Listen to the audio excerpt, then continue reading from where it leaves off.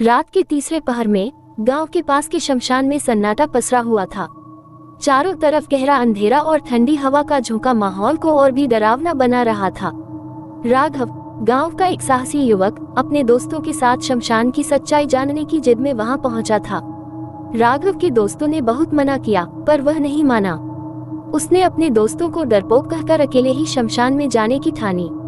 उसके दोस्तों ने उसे चेतावनी दी, राघव, वहां मत जाओ, वहां आत्माएं भटकती हैं। लेकिन राघव को किसी बात का डर नहीं था। उसने हिम्मत जुटाकर शमशान का फाटक खोला और अंदर चला गया। वहां का माहौल भयानक था। जलते हुए चिताओं की रोशनी और दूर दूर तक फैली राख की गंध ने उसे थोड़ा विचलित किया, लेकिन वह डरा नहीं। शमशान के बीचों बीच एक पुराना टूटा फूटा मंदिर था। राघव ने सोचा कि वहां जाकर देखे कि क्या है। जैसे ही उसने मंदिर का दरवाजा खोला, उसे अंदर एक अजीब सी आवाज सुनाई दी। वह थोड़ा और आगे बढ़ा तो देखा कि एक कंकाल की तरह दिखने वाली आकृति वहां बैठी थी।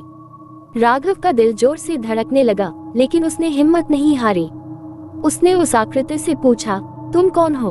आकृति ने धीरे धीरे अपना सिर उठाया और कहा, मैं इस शमशान का रक्षक हूँ। जो भी यहाँ बिना कारण आता है, उसे सजा मिलती है। राघव ने हंसते हुए कहा, मैं किसी से नहीं डरता।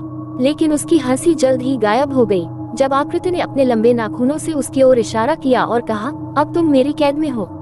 राघव ने भागने की कोशिश की, लेकिन उसके पैर जैसे जम गए थे। वह जितनी तेज भागने की कोशिश करता, उतना ही उसके पैर भारी हो जाते। उसकी आंखों के सामने अंधेरा छा गया और वह बेहोश होकर गिर पड़ा।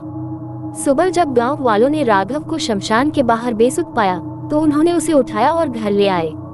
राघव ने होश में आकर पूरी घटना बताई, लेकिन कोई उसकी बात पर विश्वास नहीं कर सका।